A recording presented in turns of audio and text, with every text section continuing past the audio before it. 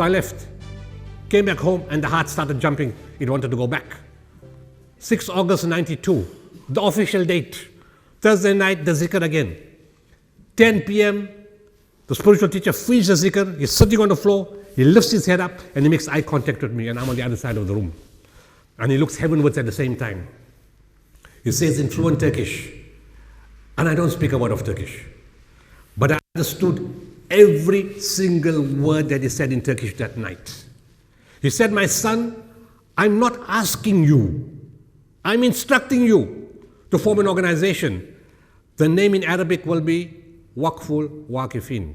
Translated, gift of the givers. You will serve all people, of all races, all religions, all colors, all classes, all cultures, of any geographical location and of any political affiliation, but you will serve them unconditionally. You will expect nothing in return, not even a thank you. In fact, in what you're going to be doing for the rest of your life, I was 30 years old, expect to get a kick up your back. If you don't get a kick up your back, regard it as a bonus. Serve people with love, kindness, compassion, and mercy. And remember, the dignity of man is foremost. Ladies and gentlemen, ESCOM will not destroy a country. Race differences will not destroy a country. Financial differences will not destroy a country. What will destroy a country is when people lose all dignity. When they lose dignity and there's no hope and there are no consequences because you've got nothing more to lose, then your country is gone. Because they have nothing more to lose, they've lost everything. How do you tell a parent or the parents, you know, I'm very sorry, your 2-year-old child fell down a pit toilet and drowned in feces? What will happen to you if your child or your grandchild drowns in feces? What will happen to your soul? It happens all the time. It's been happening for years. Have you seen violence? Have you seen anger? Have you seen people erupting and killing anybody? They bear it with patience because it's the same mentality of 27 April 1994. We are abusing that. We need to change the system. We need to share and hold hands and take to people who are not asking for much. I told you what they're asking for. We need to return the dignity of people as South Africans because we are all one people in this country. We've been advantaged and other people have been disadvantaged. We need to level the playing field. They don't want everything that you have. All they want is a little dignity. Not too much asked to us and not too much to give. Clothe the naked, feed the hungry, provide water to the thirsty. And in everything you do, be the best at what you do. Not because of ego. If anything destroys a community and a country, it's ego. It breaks the relationship between husband and wife, between parents and children, in the families, in the church, in the NGO sector, in government, in the corporates. The biggest monster on earth is ego and greed. Not because of ego, but because you're dealing with human emotion, human suffering, and human dignity. My son, remember that whatever you do is done through you and not by you. For 30 years, I'm a living witness that all the things that you guys think I do is not humanly possible. Everything is laid out for you. You need somebody, they call you. You need the contact is put in front of you. You need an item, it comes to you. Everything is put out for you, and I'll give you one example in a little while. Everything is put out for you in the most magnificent way, because when you have faith and spirituality, something is taking care of you all the time. Mario can give you that story also. It's incredible what happens. So I asked him, I said, I've got a little bit of a problem here. I'm a doctor. I have 3 practices in a place called Pietermaritzburg in South Africa. What am I supposed to do? And when am I supposed to do this? Like after hours, weekends, long weekends, public holidays, when? He told me one line. You will know. For 30 years, I do know what to do, how to do, what to touch, what not to touch. The most glaring example was 6 January 2014. Al-Qaeda contacted us after 6 months. We were saying, we need to talk about South Africans that you guys have captured. And on the 7th of January 2010, they told us, come to Aden. And my team member goes to Aden in Yemen. In 4 days, No training by the FBI, no training by the Americans or Europe, no training by anybody in hostage negotiations. We take out Yolandi Koki alive, ransom free in 4 days. How? We just knew what to do, how to do, when to do. It's a spiritual gift. What you need comes at the right time. But that same night, when I walked out on the 6th of August 1992, it came to me the same night. Respond to the civil war in Bosnia. Not 5 months later, the same month, 6th August 92, I took in 32 containers of aid into Bosnia alone. 3 months later, we took in 8 containers of winter items. The chill factor in Eastern Europe in winter can reach minus 21 degrees. So who wants to go away from South Africa? We got a great country and great weather. We're not going to get this anywhere else. In 93 came the big challenge. We designed the world's first containerized mobile hospital. And that's where I met Johan van der Wetering. I went to his place, him and his brother. I met them in Pretoria and Roslyn. A few weeks later, they came to my house. And I said, Johan, we're going to design this hospital and make it a world first. We built 28 state-of-the-art units. A world first. Theater unit, ICU, sterilization, X-ray, dental unit, burn unit, casualty, outpatient, orthopedics, gynecology, and the whole range. And a bus, and an ambulance, and a generator to go with it. But when Johan came to the house, I said, Johan, we've just been formed in an organization. I don't have money. I can't guarantee I'm going to pay you. I'm not sure we're going to get it done. He said, how much you got? I told him I can give you 300,000 then. So he said, it's fine. I'll build it. I said, at that time we were looking at about 5 or 6 containers, around 1.2, 1.3 million. And I said, if I can't pay you, then what? He said, it's my gift to you. You see, I had prejudice against Christian, against white, against Afrikaner. And the teacher said, we don't judge anybody. We look at a human being as a human being. We keep an open heart and an open mind. We don't put people in boxes. People may have bad habits, doesn't make them bad people. And he said, look at people without all these labels.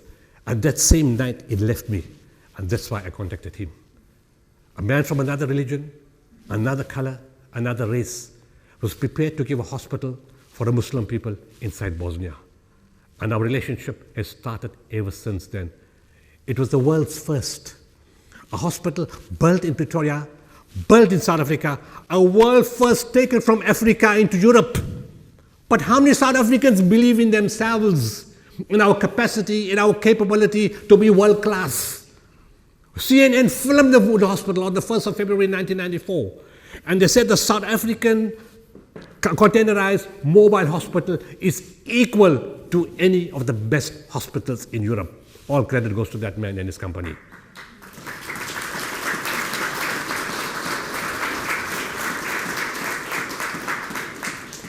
I'm going to give you 2 more examples and then we call it a day. 12 January 2010, the earthquake hits Haiti. 8 days later, 20th January, my teams are in the collapsed Catholic church. And he hears sounds in the rubble. And they pull out alive, 64-year-old Enazizi. No oxygen, no food, no water, completely covered in the rubble, fractured hip. They pull her out alive. 8 days into the earthquake.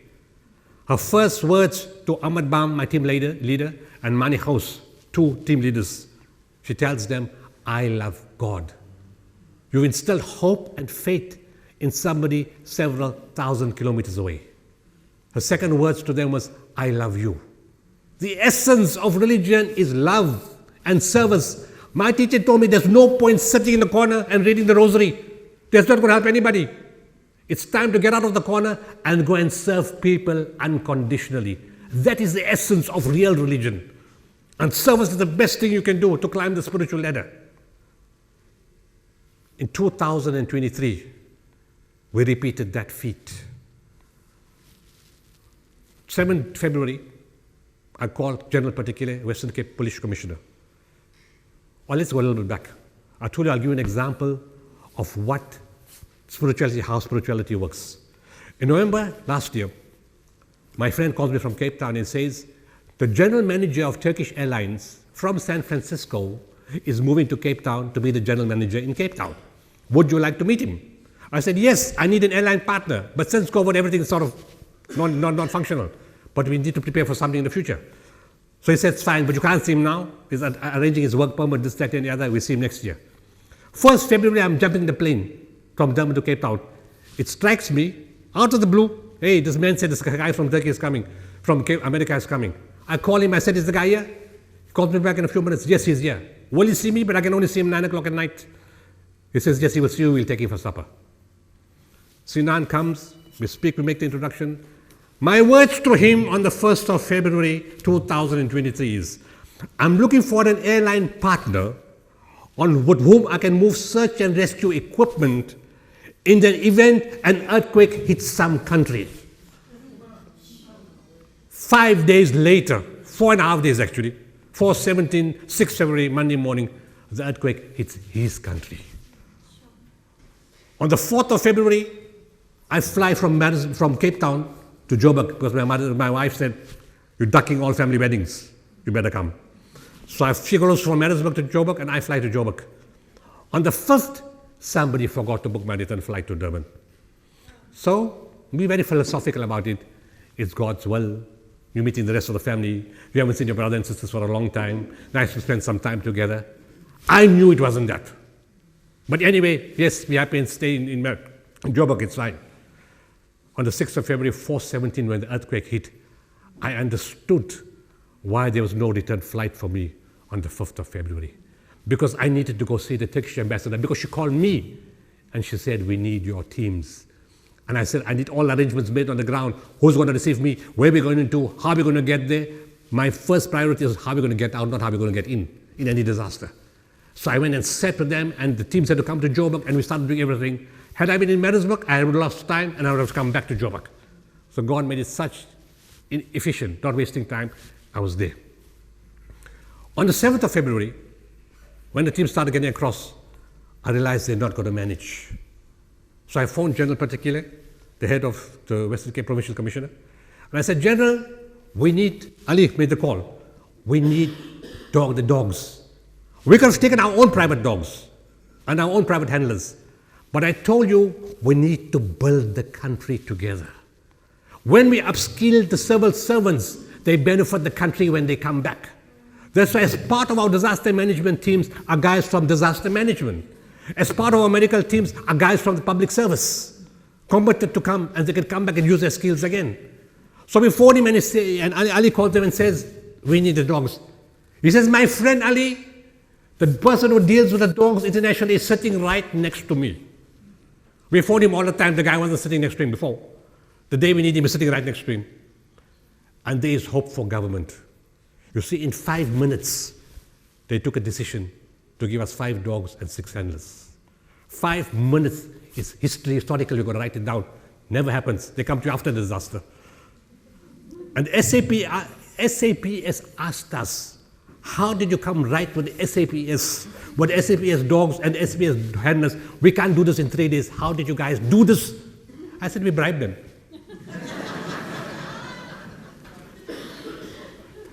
The dog chief understood spirituality. He understood service. He understood importance of the dogs to go. In 12 hours, 5 dogs and 6 handlers were waiting in the airport to fly to Turkey. There is good in the government, and there's a lot of things we can do together. So the dogs get to Hatay. We're the only NGO in the world with our own team, search and rescue team. All the other guys who've come there are government. Chinese, Italian, Serbian, Croatian, Bosnian, Bahraini, Saudi Arabian, Omani, and the Turkish government teams. All come with their own planes, their uniforms, their equipment. We're the only team in the world that went at our own cost, our own equipment, and we took our government with us. That's the difference.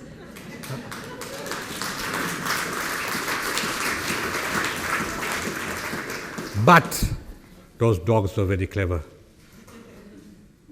After a while, they said, you're the only guys that got 5 dogs. We only got like 2 dogs.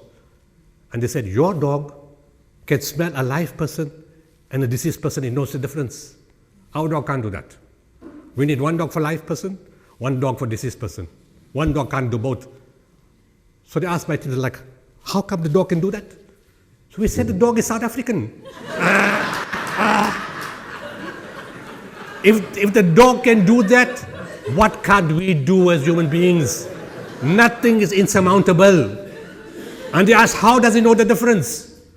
So the dog lies down like this when there's deceased people. And the Turkish government thanked us because in one building where the dog did that, they picked up 200 bodies. And the other building, when the dog started digging, we said, like, how do you know there's a live person? We said the dog goes crazy, starts digging. And in that building, the dog was right. Donna, the dog's name is Donna. They pulled out a 90-year-old Turkish old woman from the rubble. Thank you to the dog. Brigadier Vamla Mudli, who was in charge of that dog, got called by the Turkish president and she received the presidential award, which recognized the SAPS, the dog unit, the dogs, and our country. It's a huge achievement. It's just simply by taking them across. So let's go to something more spiritual before that. Last year, people from our unit called us and said they bought us these nice big Land Cruisers for the dog unit, but they forgot to cover it. Now you can't go to the Land Cruiser, everybody with a dog in the back that's open, he'll jump out, he'll run away. So we closed the Land Cruisers, not knowing we're doing it for her. The same lady that we closed the Land Cruiser for was the same lady called to lead the SAPS team. The same lady's dog found a live person in the country that's close to me, because that's where Gift of the Givers was born. I've been there 28 times. And as a spiritual thing, she gets the president, gives her the award. She comes back to South Africa, and on the 1st of June, guess who's the new head of the South African K9 unit?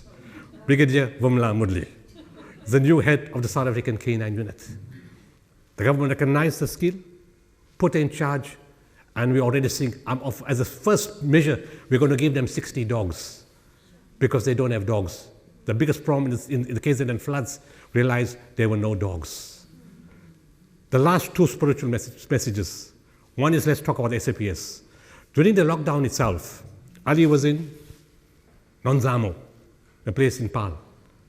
It was April 2022. The lockdown was biting. People were hungry. It was time to give out food parcels. We rolled out over 200,000 food parcels. And 8 o'clock came level 5 lockdown. And the SAPS came and said, curfew, lockdown, can't food parcels anymore. Ali calls me, I said, SAPS guy can jump in the lake. I'm breaking the law, he can do what he wants. We break laws, we specialize in that. And we said we're going to deliver. To the credit of the SAPS guy, he says, you are right. We can't leave old people standing in the cold weather. He called for reinforcements and said, we will put the old people in the vans and take them to their house.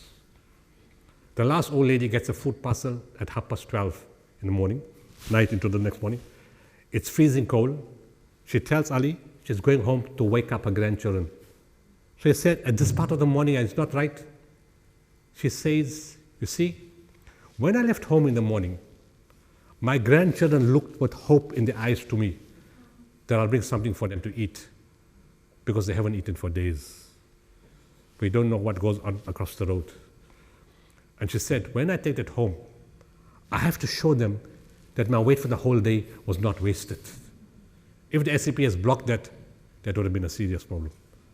But they were human and they understood that people need help. And she said, I'm taking it home to wake my grandchildren up to eat. In a place called Paddy, in June 2024, gave the food parcel. The lady said, thank you very much, in a very dignified way. And she said, talk to my children. They will tell you the taste of every plant because they've been eating plants for the last 3 months. There's no food. You see? There was no violence, no eruption, nothing burning because people have faith and patience. Let's not abuse that. The final point, you see, if we all stand together, and I take my uniform off, and you guys take your uniforms off, and the mayor takes his title off, and everybody takes their titles off, and we all stand next to each other, we don't know who's who. All we know is we come from the same community, from the same area, we all want peace, we all want harmony, we all want education, we want water, we want lights, we want everything else. We are South African, all together, standing next to each other. Take the titles, the branding, the labels all off. And when you work together, that's what we did in Western Cape. In the floods, it's the most remarkable intervention we've done in 13 days. We've been to 51 areas in 13 days, distributing along the N1, the N2, and the N7. When we came to the bridge in Citrusdal that was cut off completely. Local knowledge of, we asked somebody, Ali said, does somebody know about another road? And one farmer said, yes, there's another farmer that got his own bridge across the road and go there. So we went and we found a bridge, the water was crossing. The police divers came, ambulance service came, paramedics came, helicopter pilots came, disaster management, municipality, councillors, local people, everybody came. And my driver said, we're going to take the risk. And we're going to drive across this bridge where the water's coming across. And the divers are waiting on the side in case the truck falls into the water to take them out. But everybody went and they crossed that bridge. And expectant people on the other side were crying with joy, screaming, shouting, because for days they were cut off from basic stuff. Working as South African, not worried about the labels, we did it and we went across. Wuppertal was cut off and the helicopter pilot said, the wind is right now, let's jump in and fly. And they went into Wuppertal, my teams went in, we supplied all the stuff. Every single item in the flood zone has come from Gift of the Givers. We spent 15 million in 10 days already, just taking stuff into the areas. Yesterday they went Cedarburg area, same story with the helicopters getting into the area. Trucks working together, we go across into Citrusdal. The guy said, you got to be back in 2 hours, that water is going to rise, your truck won't come through. So we left the police ambulance, the police van, the ambulance, the RTI, they took the goods to the balance of the house. We had to be out in 2 hours. Today we can't cross the bridge, the water is too high. The truck cannot go through that bridge again. At the right time, at the right moment, we got through. So as South Africans, there's a lot of hope in this country. This is the greatest country in the world. We need to be positive. We have to have mindset change. We need to hold the hands of the good guys of government and kick the bad guys in their teeth and fix this country. We can do that. The final point, when the Bosnian team was there in Turkey, the Bosnian team member comes to Ahmed Bam, my team leader, he takes out his wallet. He takes out a picture. Ahmed sees a picture of a baby and a mother in the picture. And the guy starts crying. And he asks, like what happened? He says, I know your guy's name. I know the name Gift of the Givers. Because that baby is me. And I was born in the hospital that you guys brought, that Johan van der Vietering built. Working together, ladies and gentlemen, we can do anything. Thank you.